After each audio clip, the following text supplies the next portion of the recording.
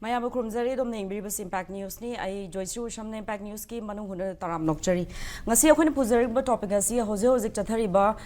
highway blockade amid presence rule nahan March ke tang nipanda folks na peace expedition in hill areas of Manipur maina chatkani toramba numit da aduga Union Home Minister Amit Shah na March ke tang nipanda gi Manipur gi lambi loinmak se free movement maina thamlagani haibigi announcement matung da tholakpa numit adugi protest mayam Kangpokpi district da violence protest mayam thokiba mayam aduga misi mina su yaukiba aswapan su yaukiba aduga mari leina na akhone pujarakpa topic ni ngasi mag national highway da more than 300 vehicles stranded tawdna lairi Imphal rom da sangpangam da na lairi adu zirbam rom da chatkhigadaba gari khara di akhoi security force na escort toroga maina pukhre haibegi pausu lei adubu total shutdown si handoklabra handoktribra haibasi hojima confirmation leite haibadi ngarang si Kangpokpi gi DC ga ban kauriba kuki groups karaga moi meeting tawki aduga meeting tawro matung da ban handokle haiba cherol amuk thokpa khara lerga amka ban handokte haibi cherol amuk thokpanina highway da total shutdown sa dumak lairi passenger myam chathurashin ambu yadana aduga maruaina Union Home Minister Amit Shah na thazaba piramba from March 8 free movement on all roads in Manipur masi central legak na security force na relevant official na ensure to bangamdre aduna ngasi akhona khana gadori ba topic asida expert panelists on Sharugya Biriba haki right makta election biri Madam N Noutuneshori retired district and session judge Madam Butaram Nokchari Mayai thamu election biri Oza Rinku Khumukcham editor the Imphal Times Oza Butaram Nokchari and last but not least Oza Khuraijam Athouba working president IPSA Oza Butaram Nokchari ngasigi discussion hagdokcha basi ahan bada Madam Noutuneshori lakchage Madam hozik minor central lengak tagi not only Manipur lengak sunta ba center dagi mining instruction la fa bodas minor protest mi am taw bose hoi masi kari action di lokot pham tho yen khan bi bage hoi akoina article Indian constitution gi article 19 clause 1d da akoina freely to move throughout the territory of India na pijari ba akhoi fundamental rights ni masi akhoi totally masi violate tore aduga akhoi national highway lei sidi akhoi center gi oiba magi jurisdiction ne ba sidai moina asukui ba se moina shutdown tore iba blockade tore iba se masi aine yade adubu rule and order se rule of law hydra si leitraba abadi center gi lengak ta su housing se PR matamni center gi lengak dani masibu disobedience oire raga makoina masigi against the moina masi moina toropase masi ain gi oiba ain thuai gi akhoi governor na su haire dan masida kai gum thugai raga di legal consequence lawni masi stringent punishment lofum thu en na I thamjage maram di kari gi non haiba matamda akhoi highway sida pugodori base not only akhoi maitei khatagi natana akhoi Manipur khundari ba akhoi mipung khuding ma yelobi khuding maki akhoi leiriba akhoi khundari ba mi mayam se masigi lifeline uiribani masigi lifeline sibu masidei sida makhoina openly challenge tawreraga akhoi constitution piriba akhoi gi fundamental rights madu thugaibe da moina mateng uiriba pose masi se aingi oiba action lokhaleraga madugi culprit myam da phapam thu e akhoi cover tai hosi su panbi khre ko akhoi anchor na DC akhoi Kangpokpi ga wari sanaba da su yaningba group ama amu madu lip tawren amu thokpa ngale raga amu tawden amu thoiba mase makhoi gi wisdom da akhoi na leige do na teba lebaki makhoi se lo satraba lo leba se da leiba lo moina challenge or ise kai gi no di akhoi gi India se democratic form of government ni India gi sovereignty India gi integrity stage da moina chaung singnara pani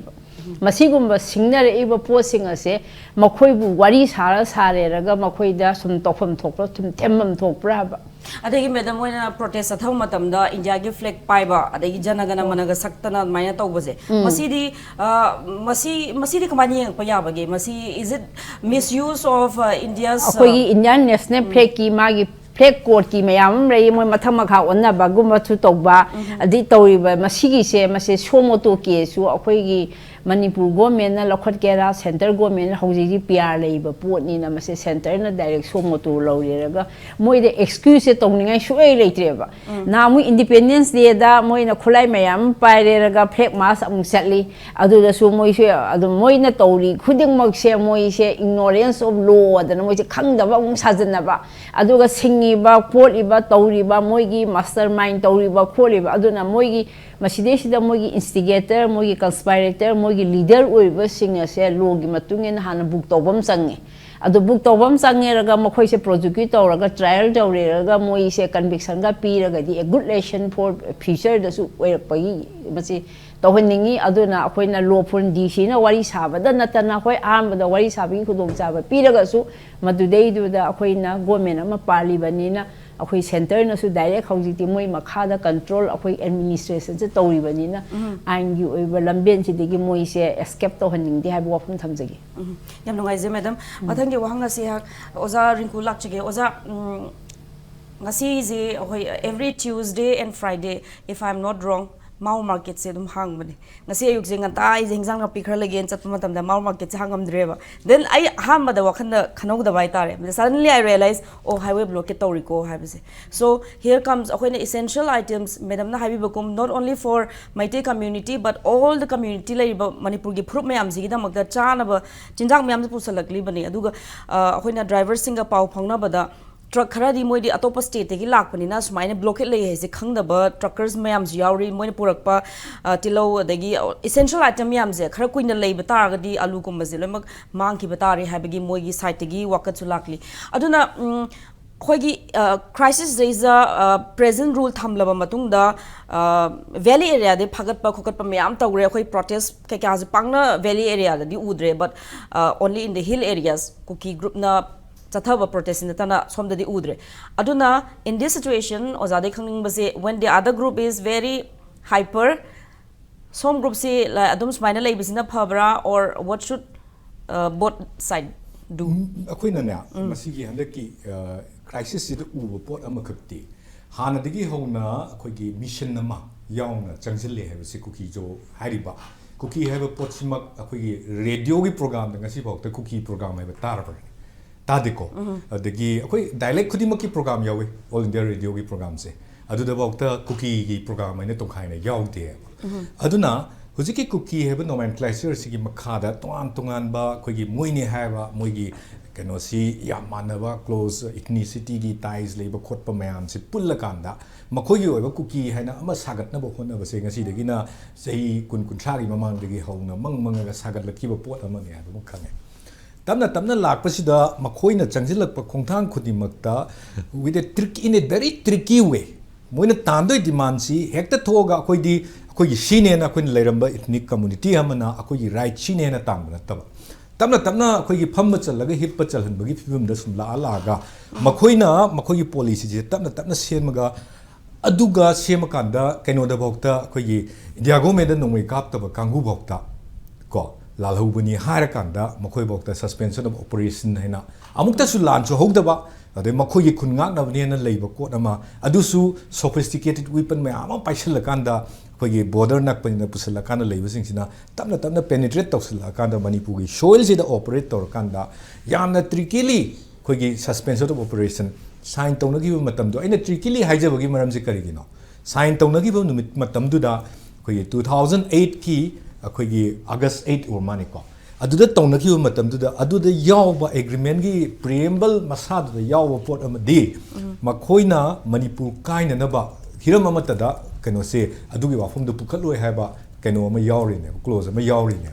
Adu Yauna, Makoigi, Kano the Manung the Makoina instigate Toraga. Adu Moy sign to Rumatung, Nalinga Matamda, Sursampurda, Cookie State Demand Committee, and Tole. Sahi Taram, Kiomangam Toga protest of Hibale, Adusu Moina Beck or Togibani, Aduda High Gibsi, Adugi Moy suspension operation, the Moina Pong, the Yaw the way one, Adudum Yaura like I said, Kanga, Karigin over that. Kamina Kangi, Aquina Kanjarasu, Matamduda, evidence lay, late, Habu of Humler, Su, Nasidi, Togla Eva, Potsina, Uzuzik, Moina, Yamna, Stern, Noina, Lepi, but demand cookie state, not a cookie union territory, not a cookie separate.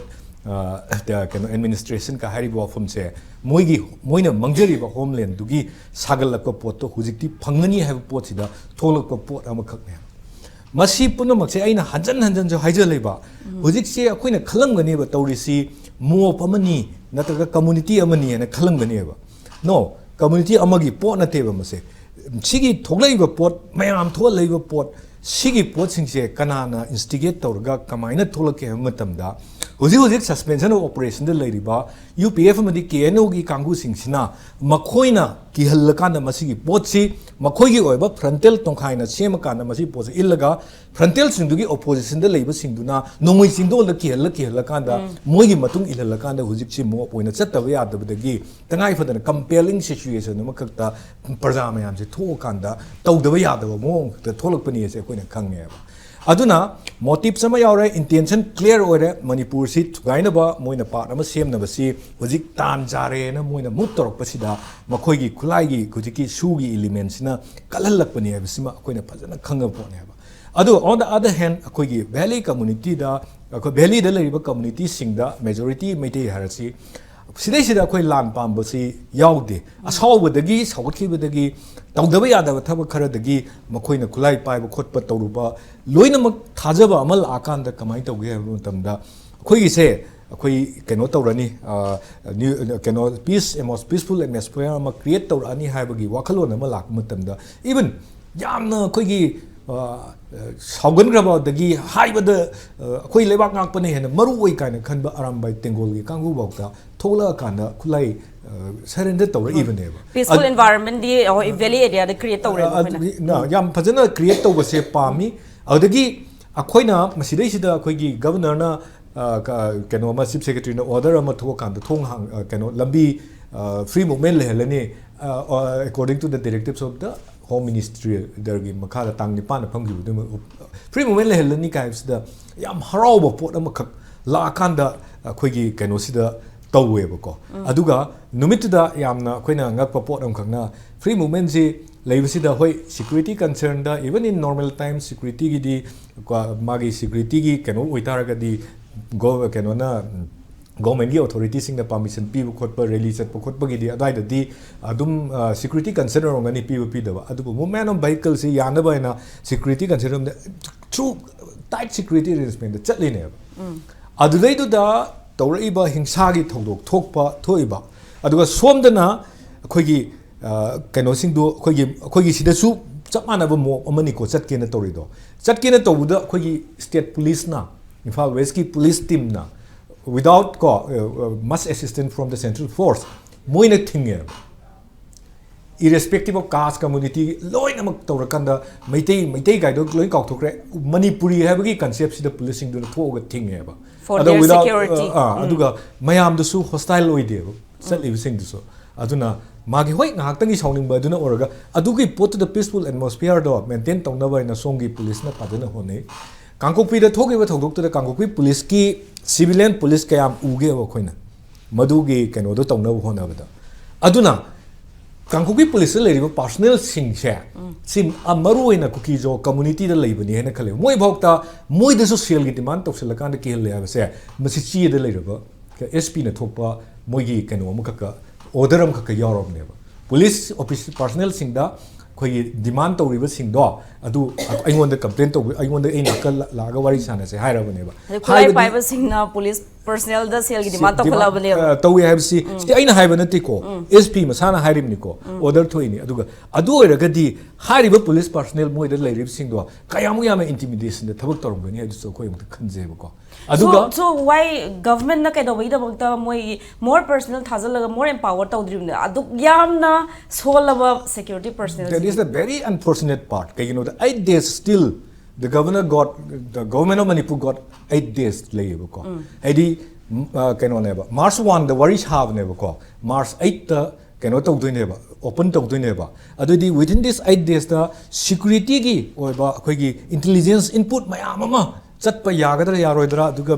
horogana kamaina control tongni have se 10 gram of fun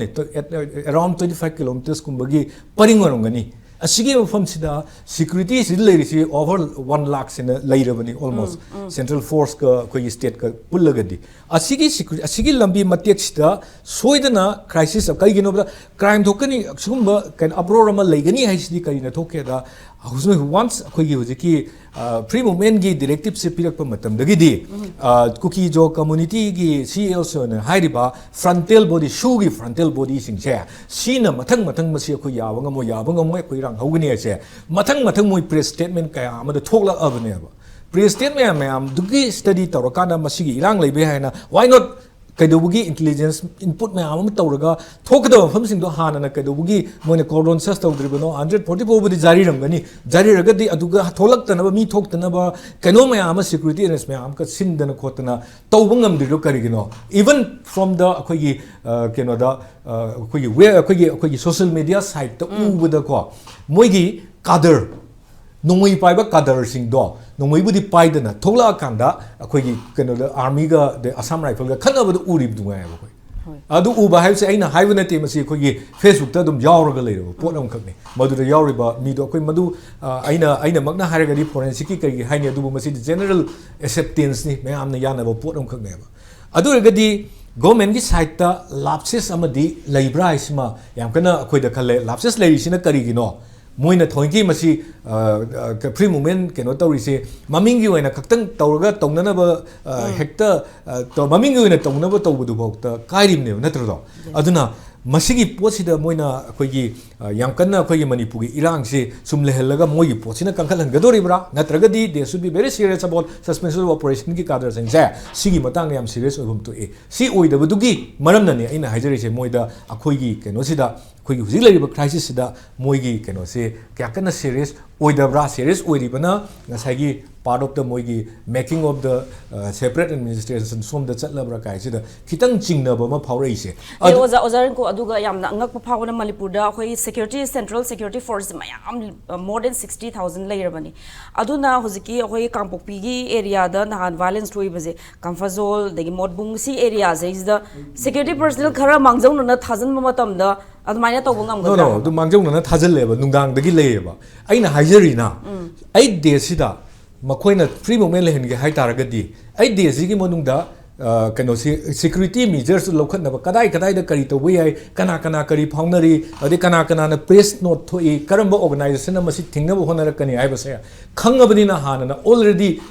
lokhat pe ai ba india ge dasu akogi law lairi bane ba sigi madam ne hena khangbir NSA se kari gi lokhalino NSA se kari gi palino NSA is not an offended kano da to bunate ba magi kano potential of committing crime do lairagadi even NSA bo phajala thamnari ne mi che natra madam aduna adugi pot me am sinna dana moina laigridna karigino adu moi adum kamaina kaimta arrangement tok debidum leiba jane the protesters hand overpower to adu somewhere lapses is there and why the lapses is there is masidi magi referendum based on ko kenona governor na hena khangamani bududi aduna masi tobido fai manipuri maitai community ate indigenous community hujik mau community sogla abani na sa aduga indigenous community sing si indigenous haijarge ko indigenous haider so akogi citizen sing manipur da leiramba akogi genuine citizen sing sa sidai da sokpa podam oragadi maitai never ko spare them maitai sing na siguma da amta spare to gide aduga huji bokta movement laitri se still have confidence but sigi confidence mang banumita india government kyam kok sagani se hujik leiriba government sina koi hujik leiriba government hai taragadi it's a india government adum oidoni moine khangadabani sinida ai haijani gidi thank you oza mathangi wanga se hak oza Khuraijam Athouba lakchage oza separate administration di not negotiable laina center ki side gi ju adagi cookie groups ki side gi ju anima ki side hairi cookie groups na moi gi si handok play roi separate administration is the only solution the union home minister Mishana di separate administration GP roi habegi wa from governor the phongro ki belai kre masi pau de ju mayam thing na re do twice is the demand is sum lai rabani na like are we stuck मोगी separate administration demand जी वाली रा blockade से सुगन हंदो अरोय मोगी demand जी पीदे बाव हाय the centre की साइट की दी सेपरेट एडमिनिस्ट्रेशन पी रोय है बेगी थाजा बसु लई सो दे आर Do you think they are on the receiving end? No, moi kisi pressure tactics ne. They are just trying to mount some pressure to the central government, state government. Da moi do pressure khara pi raga moi na bargain tawning pot si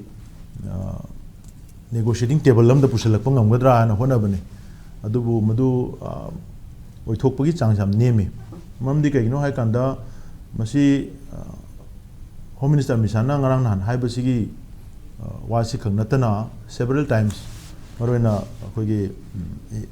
tongan leaders in right from 2015 da akogi matamdugi akogi civil society representative mayamna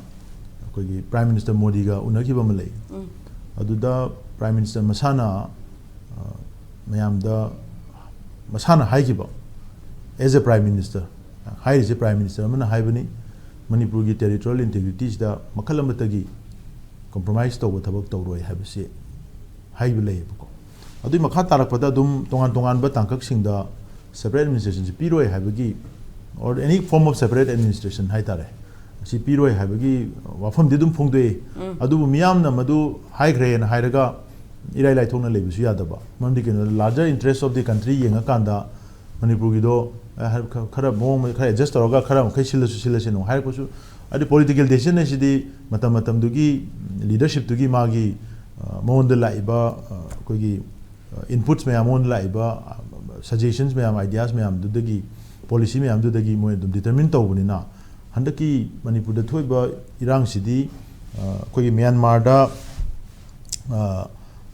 India gi Myanmar da le India policy se sigi policy na determine tarokpa dumba kogi key factor de adune koi Manipur langi se Manipur gi issue dei lang kunate India government na Myanmar gi policy sida Manipur da kuntaba certain group of people maroina sai tawani kunaga hairiba suspension operation de leriba armed group militants sing si Myanmar de pusala thoi yoga hogi chai try pansi yoga moji nurture tawraga mapangan kankala leini adugi kangu duneba somdana kene asomdana kene bi achamane they are operating in both side of the international border aduga India government ga friendly oiba Indian army ga sagi magi proxy alliance ama leiba adu ma group ngaktanina masi season naraga somna kanda India gi interest thabak to honana hona kanda moigi kangu duna somna kanda su certain pot khara moina bargain torokni adugi part moina moigi jalengam gi dream du ensure realize to nana hona koda Manipur gi moina hoji occupy to sala thamiba territory singsi akoi gi territory oina separate administration piraga akoi gi oiba secure territory ba cdu ni India government da India government da bargain to ne ta aduna adugi bargaining tawbagi part tu gi manung da India government na madu kadai phoba kari area da kari terms and agreement da yana green ho do koi khangdabani na karam kanda decision ji kari tanja loroga amu khonga kadoino haibsi haiba ngamdaba aduna hojik handak inau na hana su mayam ngangam badudi even during this conflict koi crisis matam sida hana su mogi political leaders in the piramba statement se hongdo hongjin mayam tawraga su handak ikon bada Union Home Minister Amit Shah na आज तक की conclave ta hai hiba thoi be irang si ethnic conflict ni metega kuki ga tawna this is very dangerous sigi statement si dangerous way sigi statement si dangerous way si kai no kanda metega kuki khana bane na mana taslak ta ga di noi ni lemina yadab ni na to gaina leina lambi ma khoi sila ge na administration do kitang khaido khaijin tawrage hai pa yabagi lambi ma yana bo honor ko chapane ba but actually thoi ba thodok ti Myanmar da India gi magi proxy gi hen nama thamna bo hona bada both side of the international boundaries da settle tawraga leiriba community si sizinaraga makoi gi armed group hobo semgalaga Burma dagi originate tawrpa armed group leader do sida puraga Delhi da peace talk tawra khoi sida akhoi gi lamsida designated camp thamjalai ne India government ana sigi proxy gi alliance ma yawbusina maram boiraga sona kanda du gi impact am lai ne ko hoji kene bi gi camp ma Manipur gi hill territory manung ku ki lebe jaga loi lei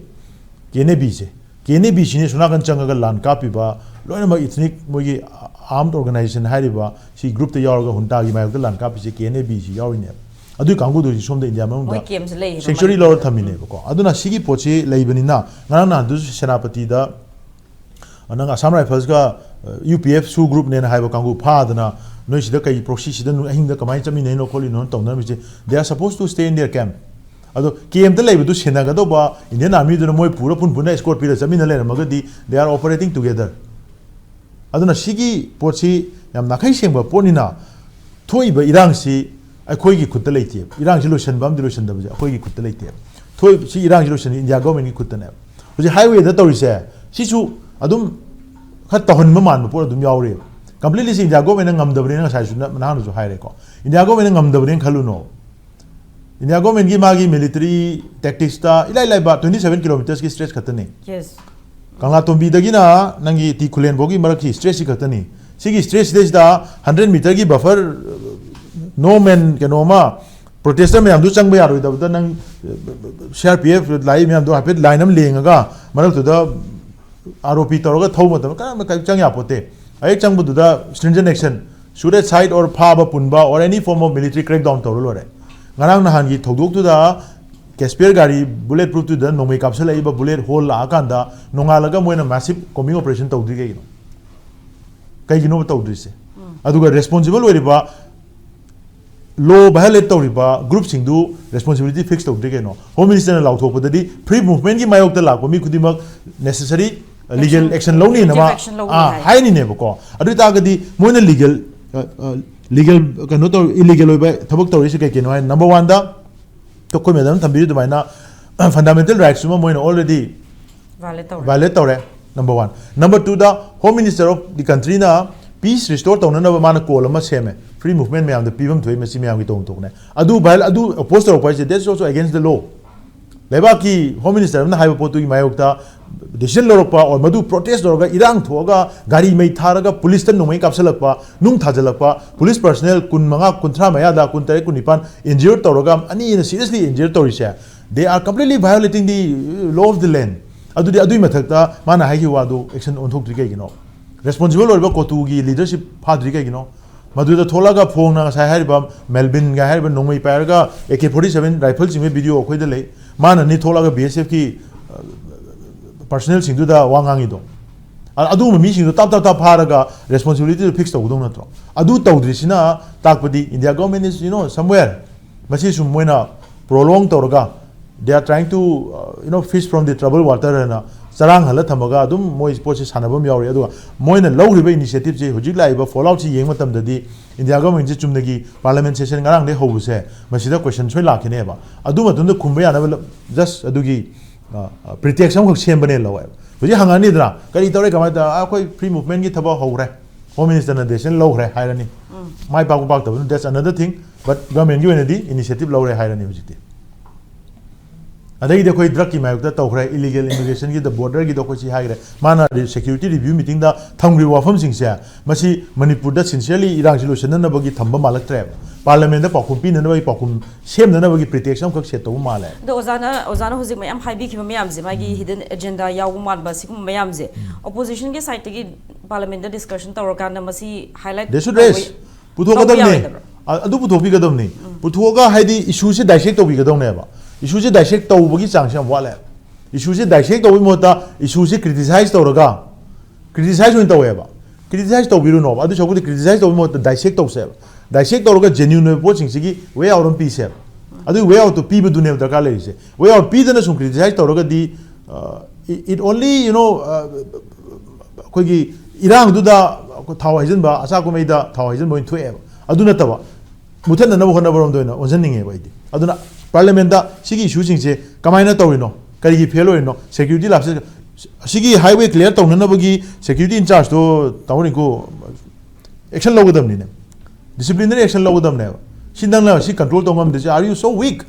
no the piriba akoi gi logistic mayam no the piriba armed forces mayam no the piriba Casper gari bulletproof gari mayam se laina asuyam na thi na tawlisi what is the problem nang masi explain to na or concerned in charge officer whatever Indian army obi Assam rifle CRPF ki obi BSF ki obi state police ki obi kari no nang si phelo ri se haibum thok tro adu kaim laudana nongalaga DC ga rioters mayam duga illegal rioters mayam duga phamin na ga negotiation to ya sidi so they are they staging the situation stage to rira moi se manage to rira ana sigi insincere obi approach na di Manipur da irang lakshan badang moi adu ga masi Mete de injalaga kuki ga wari sabi wabdo madugi kano akoigi ground si sune lete akoina wari sa kari akoina separate administration pingam bro akoina highway clear to bro akoina kuki wara bro it's not in our prerogatives